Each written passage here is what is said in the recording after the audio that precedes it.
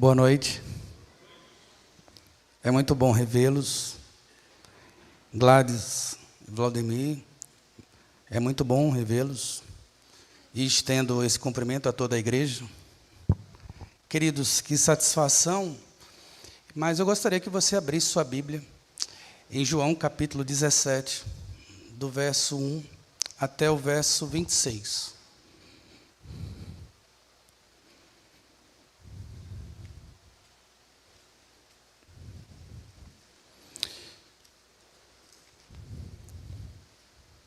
Nesse momento, vamos ler apenas o verso 20.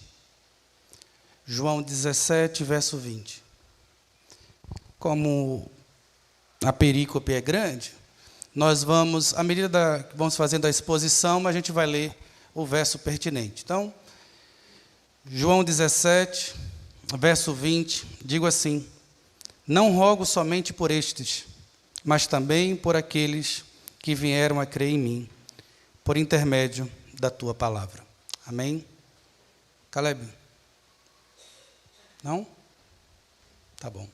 Queridos, abaixe sua cabeça, vamos orar. Senhor nosso Deus e eterno Pai, que o Senhor, reconhecemos que o Senhor é bom, a sua misericórdia dura para sempre, o seu amor nunca falha. O Senhor é maravilhoso, Deus forte, Pai da eternidade. Domina sobre tudo e sobre todos. Muito obrigado pelo privilégio, ó Deus, de estar na tua casa. Suplicamos agora, guarda os nossos corações, no nome de Jesus. Pai, que as nossas mentes possam estar inteiras a esse momento. Por isso, guarda de vozes do interior, vozes do inimigo, ansiedades que querem conquistar e levar os nossos pensamentos. Traz a tranquilidade que só o teu Espírito Santo pode gerar em nosso meio. Fala conosco, apesar de nós. Abre os nossos corações, apesar de nós. Pai, no nome de Jesus, precisamos da tua palavra para auxílio, para socorro, para refrigério, para esperança e coragem. Por isso, não nos deixa sair da mesma maneira que entramos aqui, mas que possamos ter um encontro profundo com o Senhor. Em nome do teu Filho amado Jesus que oramos. Amém. Queridos irmãos, o texto que está diante de nós não é um texto de uma carta. É bem interessante que quando falamos de pregar o Evangelho, uma coisa que eu sempre falo, a igreja não deveria viver do sextou, como se a nossa vida começasse apenas no final de semana. Mas, na verdade, que o nosso domingo fosse uma grande reflexão do que o Senhor já tem feito por nós durante toda a semana. E nessa semana eu viajei para mais um ponto do país, do agronegócio brasileiro. Na região oeste do Rio Grande do Sul, lindos campos plantados com soja e milho, cheio de celeiros, uma coisa linda. Vacas que eu só podia imaginar na Europa, cheias de leite, um cenário exuberante. Mas, ao mesmo tempo, amados irmãos, ouvi histórias de muitos agricultores que, por causa da chuva ou ausência dela, perderam toda a sua lavoura. E, perdendo a sua lavoura, não tinham condições de pagar os financiamentos, perderam a sua terra.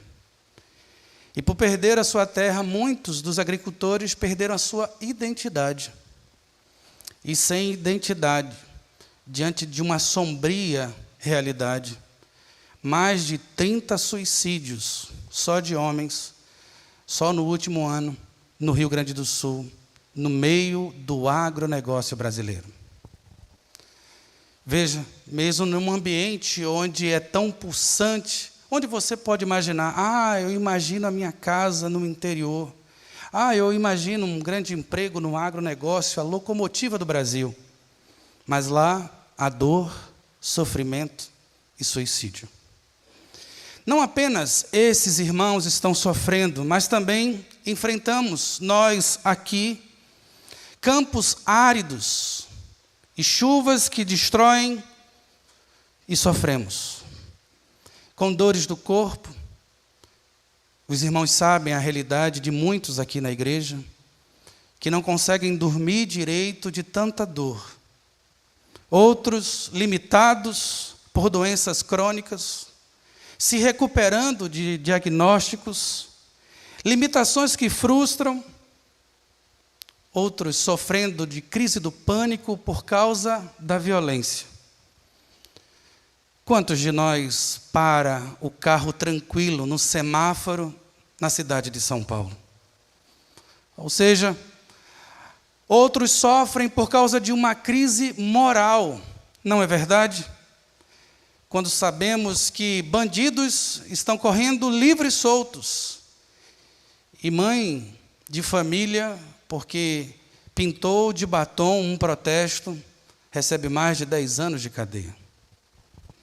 Uma crise moral onde as crianças, e se você deixar a sua TV ligada, crianças que deveriam ser defendidas são abusadas. Filhos em completa rebeldia. Jovens viciados, amados irmãos, em prazeres vazios e não querem mais o emprego, mas o benefício. Filhos que desonram os pais, mesmo aqueles criados na igreja. Muitos de nós estão sofrendo, e muitos irão sofrer. Hoje, aqui, antes do louvor, o próprio seminarista Arnaud falou, vamos louvar, seja em tempo de alegria ou de tristeza. Pastores e militares estão na lista dos que cometem suicídio. Atribulados por conselhos ou assembleias que querem impor e transformar o clero em apenas funcionários de grande demanda. Não há ninguém que escape. Seja o economista da Faria Lima, seja o reverendo Otoniel na Maranata, ou aquele que deve estar passando aqui na frente como um vigilante, todos eles passam por profundos momentos de angústia. Eu mesmo, quando volto para casa, venho olhando para todos os lados, não há paz em nosso meio, e que Deus tenha misericórdia de nós. Mas o que fazer diante disso? Qual deve ser o nosso posicionamento? Alguns poderiam dizer, pastor, vamos começar o protesto, vamos queimar pneus, quem sabe na Avenida dos Estados, e proclamar por um Brasil melhor. Outros podem até ir agora no WhatsApp ou no Instagram e fazer um protesto. Mas será que isso vai adiantar alguma coisa?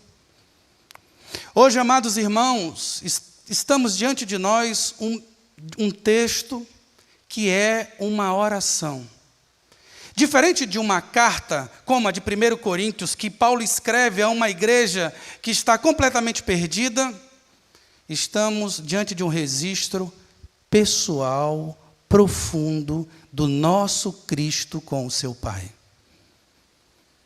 Diante de uma dor profunda, ele está aqui nesse texto, nesse contexto, se preparando para a cruz. Já lavou os pés dos discípulos,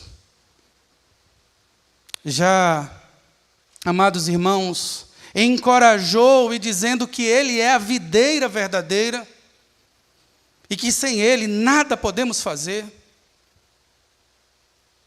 Mas agora ele está apenas ele e o Pai intercedendo, porque ele sabe que os seus discípulos ainda irão sofrer até aquele dia.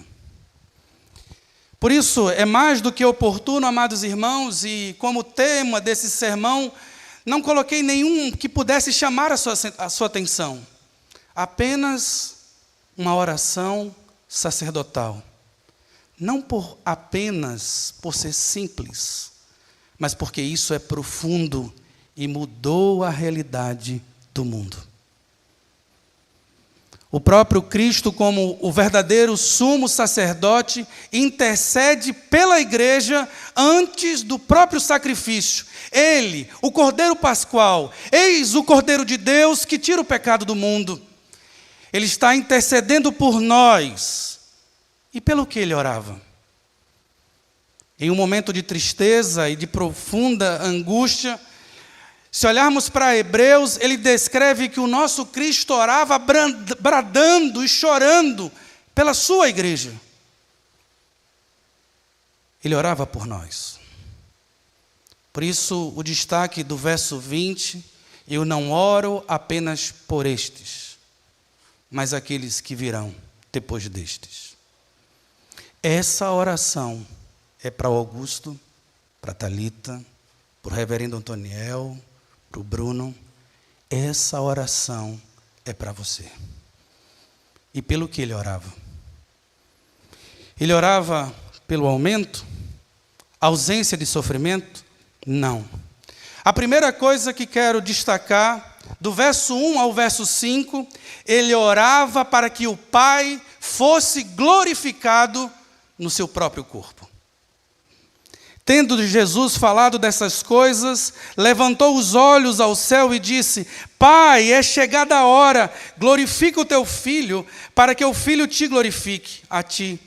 Assim como lhe conferistes autoridade sobre toda a carne, a fim de que ele conceda a vida eterna a todos os que lhe deste.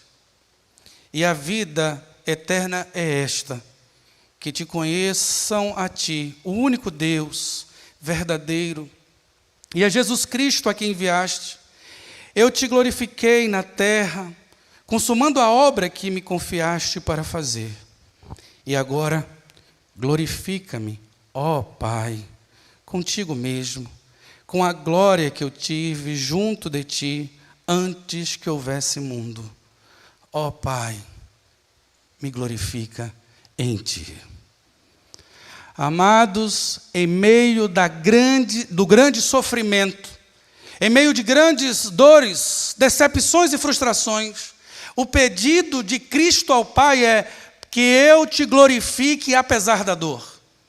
Pai, que apesar das minhas frustrações, que olhem para mim e vejam a tua glória. Pai, independente das minhas limitações, que olhem para mim e vejam o poder transformador do Espírito Santo de Deus. Esse é o pedido de Cristo para você. Apesar das dores e das lutas no matrimônio, ele não ora que cesse as lutas, mas que, apesar das lutas, de um marido que não ama, ou de uma mulher que não respeita, Pai, que o meu posicionamento te glorifique. E é uma glória que não existe sem o próprio Pai. Ou seja, amados irmãos, Cristo não clama por autonomia, nem tampouco por fugir da grande missão, mas que apesar dos sofrimentos, eu continue firme para te glorificar até o fim. Visitando o diácono Davi, 82 anos, um homem muito ativo, que já cantou no coral, digo: pastor, eu estou com dores na perna. Pastor, muitas vezes eu sou tão limitado que eu saí até do coral. O texto que levei na visita é que, olha, você sabia que a primeira pessoa que começou a falar de Cristo dentro do templo foi uma idosa de 84 anos que orava e jejuava e era viúva? Ou seja, amados irmãos, o que dizer para um homem que está profundamente abatido, porque não tem o mesmo vigor da mocidade? O que dizer para um casal que, quando um volta do hospital, o outro vai? O que dizer? a oração que Cristo fez para vocês dois, que eles, de casal, continue te glorificando, apesar das dores. É bem interessante, irmãos, e profundo, que esse chamado para a glória de Deus, e aí eu pergunto a todos nós, a começar de mim, pare de reclamar, porque o próprio Cristo orou para que as provações viessem, para mostrar para você o quanto você é frágil, mas também o quanto o nosso Deus é vitorioso e governa sobre tudo e sobre todos. A minha esperança e a sua esperança não deve estar num Brasil melhor, numa igreja presbiteriana maranata melhor, num conselho mais acolhedor, numa rua mais amável. A nossa esperança está em Cristo, em Deus, que nos dará uma pátria celestial, que nos acolhe como a igreja de Cristo e que nos faz perceptores da sua glória. E isso nos basta, porque o seu poder se aperfeiçoa em nossa fraqueza.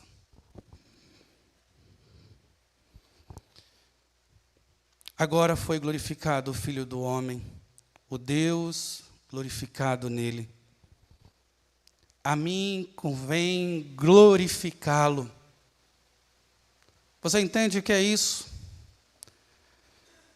A minha filha Sara, escutando muito, disse: pai, o que é essa tal de vida eterna? Porque diante de tanto sofrimento e reclamação, e você acha que seus filhos de 12 anos, de 11 anos, não estão percebendo o que acontece em casa? E aí, o que eles escutam é apenas que a gente sofre tudo isso por uma vida eterna. Mas o que é vida eterna? Como explicar para uma criança de 5 anos o que é vida eterna?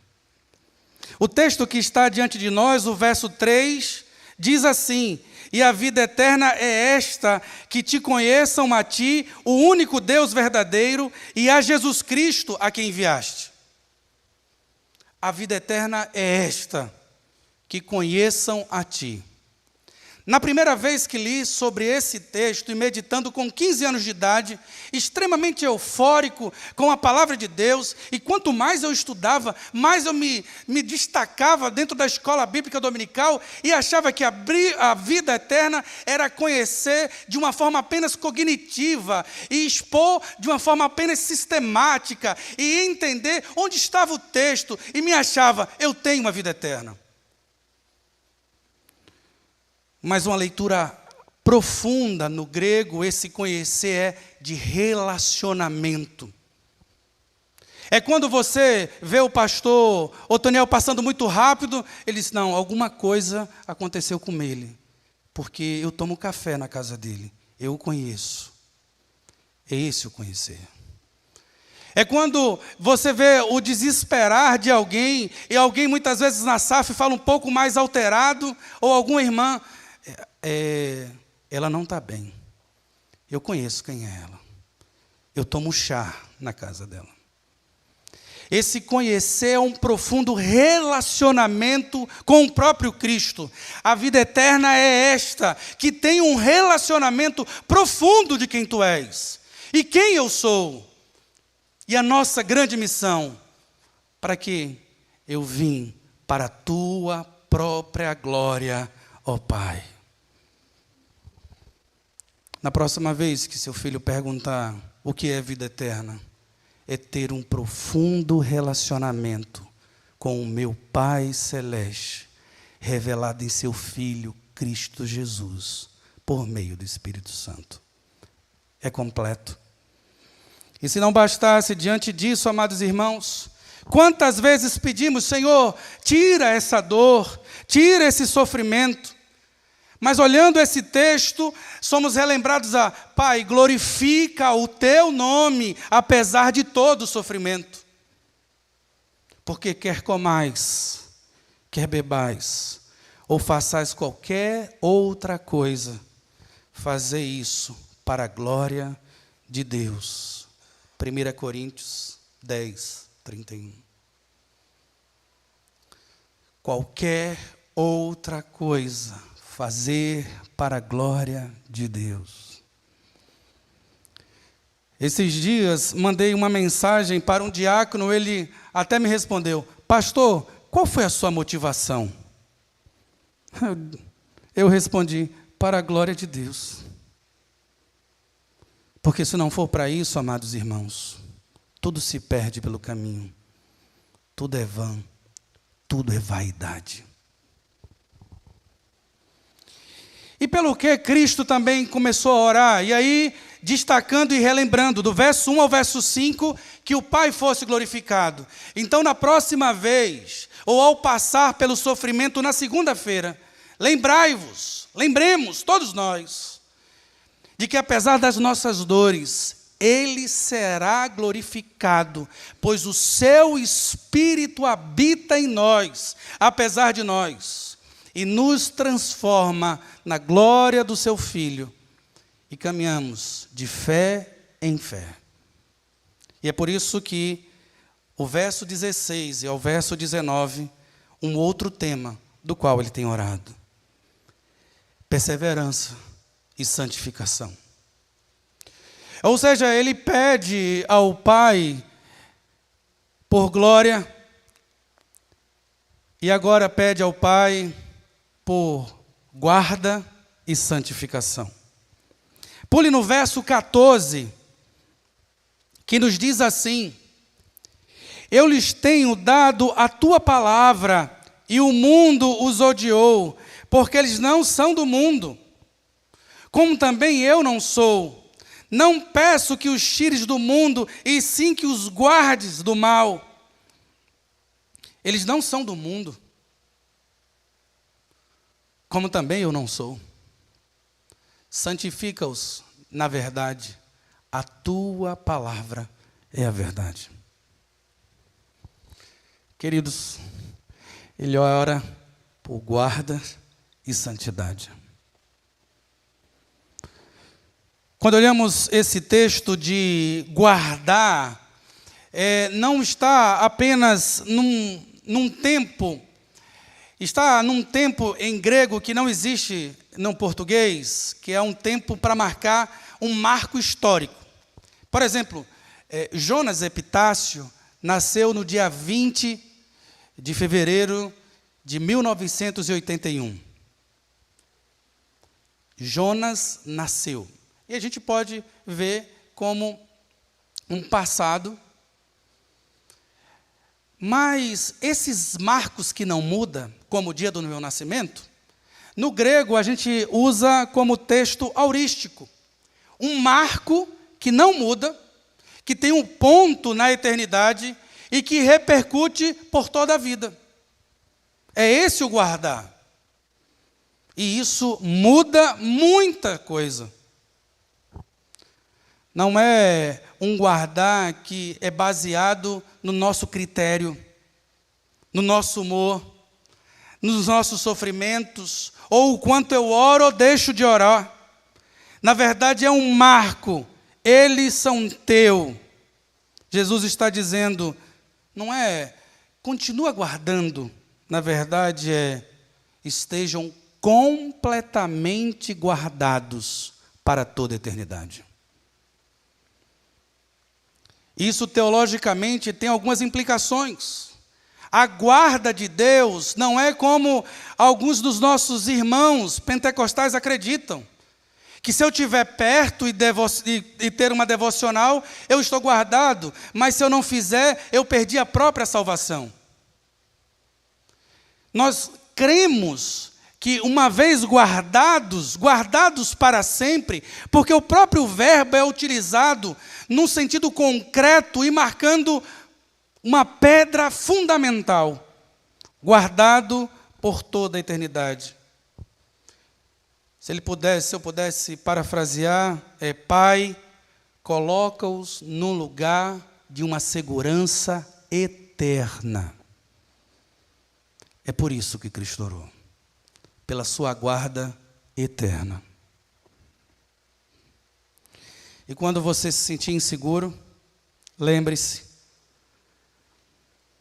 Sua fé não está sendo sustentada pela sua força, mas pela oração do Cristo na oração sacerdotal. Você está aqui e perseverando até agora, não foi pela força do seu braço, mas pelos joelhos do nosso Cristo. Guarda-os do mal. Aleluia.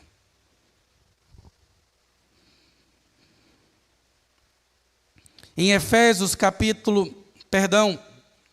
quando olhamos essa aplicação, não resta para nós uma ansiedade atemporal, como dissesse, será que eu estou ou não seguro?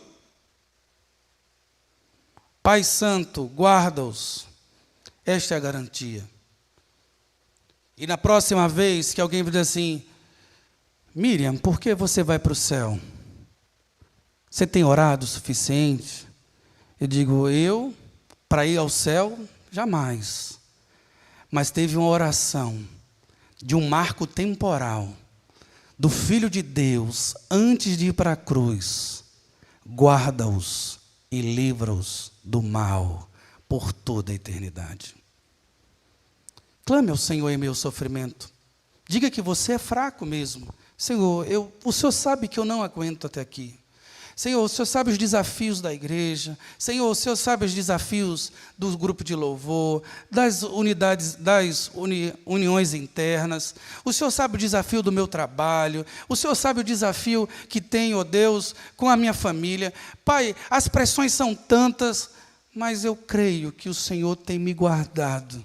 E isso me consola. Aleluia.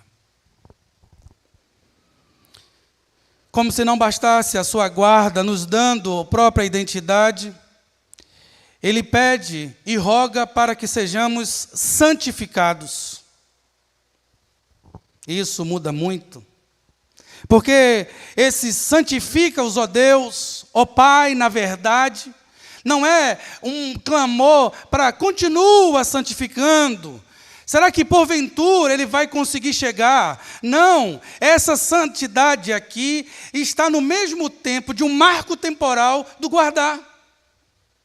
Ou seja, eles são consagrados para ti, ó Pai, desde a eternidade. E não é pela força deles, ó Pai, é porque tu mesmo me destes. Louvado seja o teu nome. A nossa garantia de guarda e santificação não está nas nossas intenções, motivações ou emoções, mas um Deus que dobrou os seus joelhos e disse, santificai-vos na verdade, santificai-o na verdade, a tua palavra é a verdade. Aqui não diz, santifica-os na doutrina presbiteriana.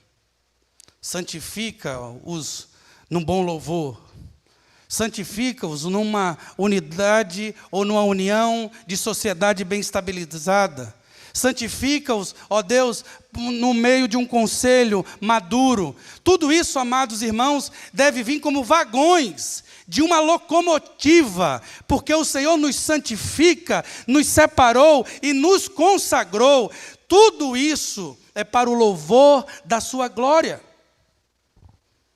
Por que falo isso? Quantos de nós se acha que foi separado porque é presbiteriano? Não, eu sou cristão protestante. Eu não sou como esses católicos. Ah, não, eu sou de uma igreja de tradição reformada. Eu não sou como os da cristã evangélica ou qualquer outra denominação. Cuidado, amados irmãos, que a gente não possa defender bandeiras de igreja, mas que seja o Senhor a nossa bandeira, Jeová Nissi. Ele é a nossa bandeira. A santificação é a vida do céu começando e pulsando na terra, dentro de um coração regenerado. Quem falou isso? O próprio reverendo Paulo Anglada, quando estava vivo na igreja presbiteriana em Belém. A santificação é o começo do céu pulsando dentro da própria igreja, dizendo: Ele é meu e eu sou dele. Aleluia. Santificai-vos, santifica-os na verdade. A tua palavra é a verdade. Qual é a aplicação disso? Quando você se sente deslocado no mundo, lembre-se, você foi separado para Deus. Quando você se sente sem propósito, saiba, você foi separado para um propósito. Quando você acha que não tem nada, você foi separado para um reino. E não foi pela sua força, mas pela oração do Filho de Deus. Santifica-os na verdade. A tua palavra é verdade. Não é numa boa oratória, numa boa exposição teológica, não é num bom argumento, mas apresentando unicamente Cristo, puro e simples, o Filho de Deus. Amados irmãos, pastores que nos assistem, líderes, nós, eu, o Arnaud, o reverendo Otoniel, poderíamos passar o ano todo visitando, comendo na casa dos irmãos, mas uma coisa é certa, amados irmãos, o que mudará a nossa igreja local é: prega a palavra, em tempo e em fora de tempo, insiste em admoestar, em consolar, prega a palavra. Não é o nosso carisma, amados irmãos, não é a nossa agenda ou a nossa disponibilidade, mas o quanto esse púlpito ferve o louvor da glória de Deus, apontando o verdadeiro Cristo, este que nos santifica, para o louvor da sua glória. Na próxima vez que receber um pastor, não prepare apenas um pão de queijo, mas seja ansioso. Eu quero ouvir a palavra de Deus. Que isso me basta. Prega a palavra. Vocês podem acusar, e veja, eu não fui acusado, é o texto, só para lembrá-los. Você pode acusar vários líderes de várias coisas. Somos imperfeitos.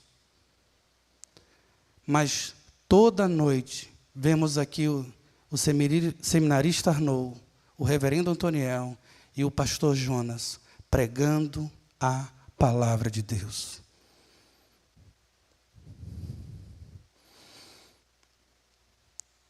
Isso não aconteceu ainda. E eu oro para que não aconteça. Não nos trate como funcionário. Somos anjos da igreja, trazendo a palavra de Deus.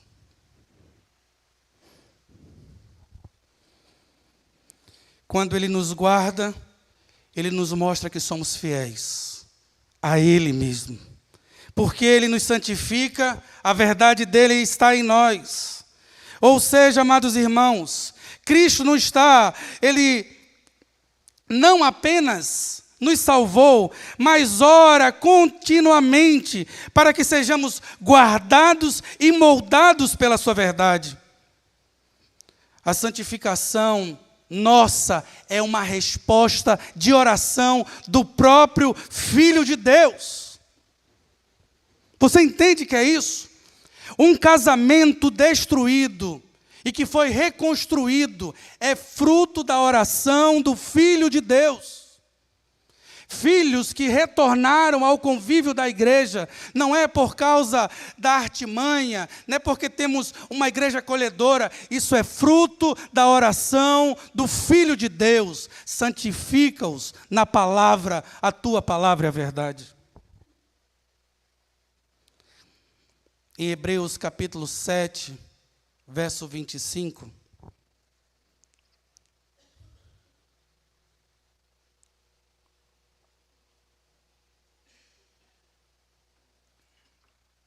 Por isso também pode salvar totalmente,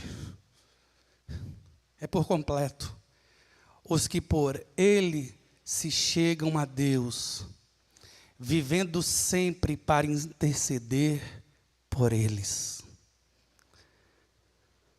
A eternidade de Cristo é a garantia de que Ele intercede por nós, por toda a eternidade. Mas e agora, reverendo Jonas? Eu sei que em meio ao sofrimento eu devo orar, Senhor, glorifica o Pai através do meu próprio corpo, mesmo diante das frustrações do casamento, mesmo diante dos desafios no trabalho, mesmo diante da violência do dia a dia, a fragilidade do corpo, a temeridade da vida, a falta de esperança, os filhos que se vão. Senhor, que o fôlego de vida que me resta, ó Deus, glorifica o Pai por meio do meu próprio corpo. E você entende como isso, como o próprio Pai orando por nós, para que possamos ser guardados por toda a eternidade, separados e consagrados para um propósito para toda a eternidade, e agora enviados ao mundo com uma grande missão. A própria liturgia reformada, depois de todo o culto, a tradição no final era a oração de envio. Ide na paz de Cristo. Sede fortes e corajosos no testemunho do Evangelho entre os homens. Servi ao Senhor com uma alegria, no poder do Espírito Santo. E a igreja respondia, aleluia. O nosso gozo, nosso contentamento, nosso livramento não tem um fim em si mesmo. Somos salvos para proclamar aquele que nos salvou e nos resgatou, nos guardou e nos santificou. Por isso, no verso 18 de João 17, nos diz assim: assim como tu me enviaste ao mundo, também eu os enviei ao mundo. É a favor deles que eu me santifico a mim mesmo, para que eles também sejam santificados na verdade. Amados irmãos, isso revela o próprio coração missionário. A ação que tivemos ontem não é uma modinha da família Mansi, ou uma modinha do reverendo Otoniel, ou da Denise, porque já passaram pelo Amazonas, ou a Mansi pelo sertão. Não é uma modinha, amados irmãos. Caiu sobre nós a responsabilidade, a grande comissão de ir ao mundo pregar o Evangelho. Seja no centro de São Paulo, no Mackenzie, ou no lugar mais distante, do Guarujá, devemos ir ao mundo, porque fomos enviados ao mundo como o próprio Pai enviou o seu Filho.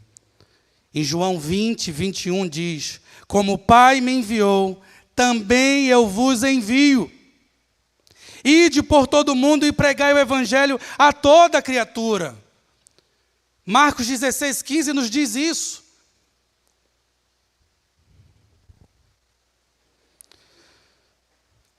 Calvino nos aponta que fazer discípulo não é apenas um mandato, mas a continuação da própria obra de Cristo.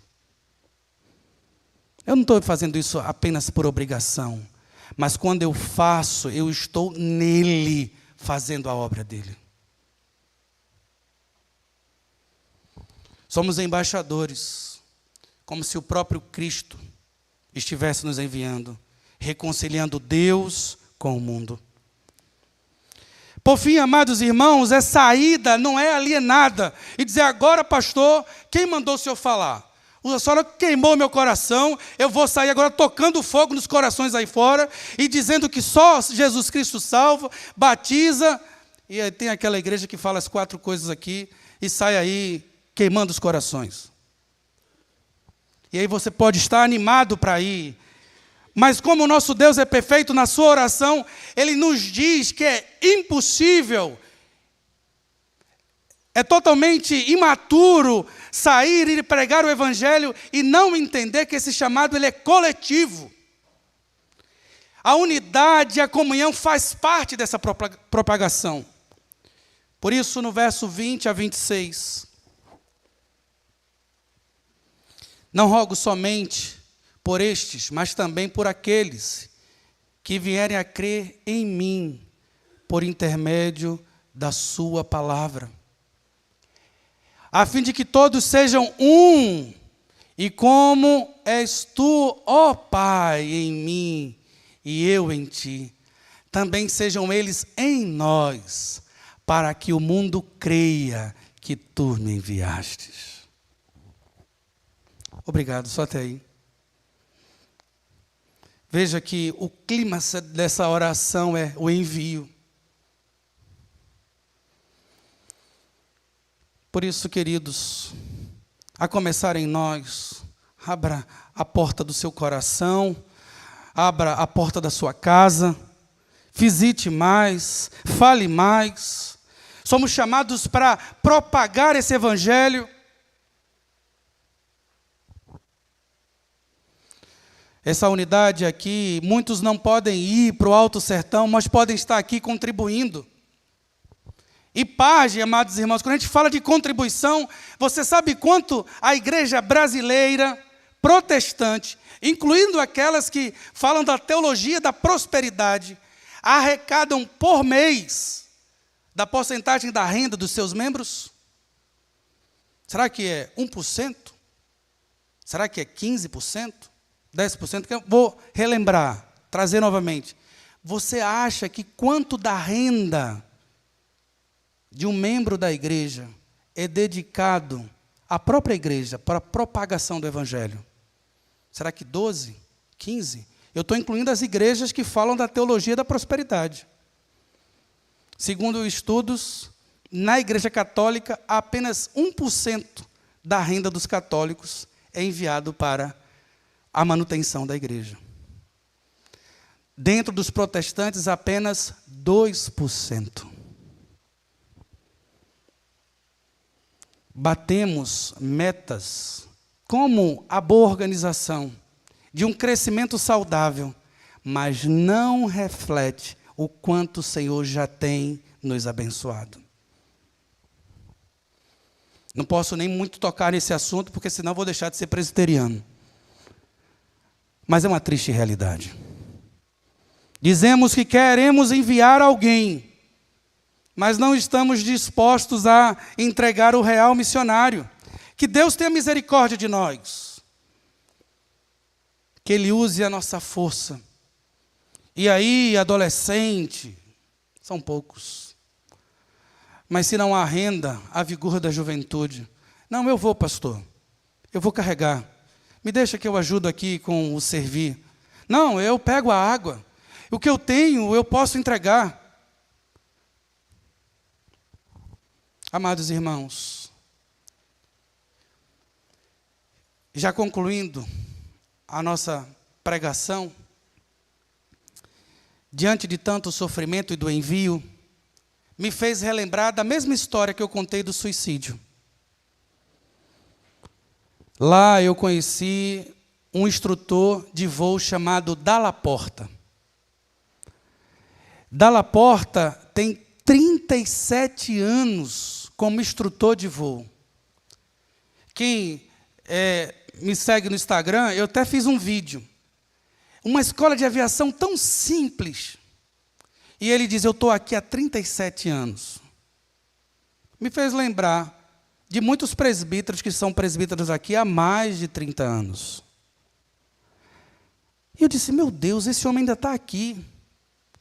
Mas, apesar de todo o crescimento da Dalla Porta, não se orgulhava porque estava ali há 37 anos, mas porque tinha passado na mão dele mais de 517 aviadores que se espalham pelo mundo, levando a aviação.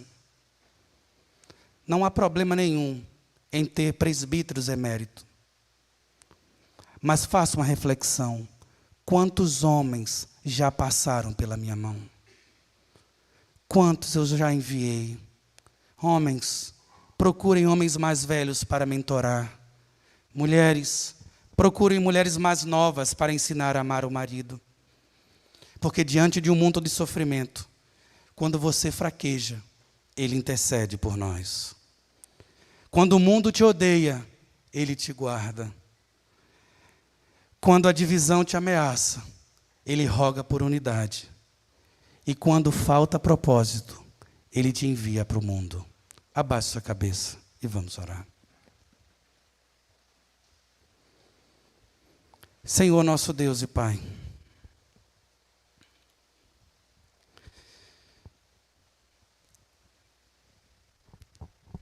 nos ensina a orar.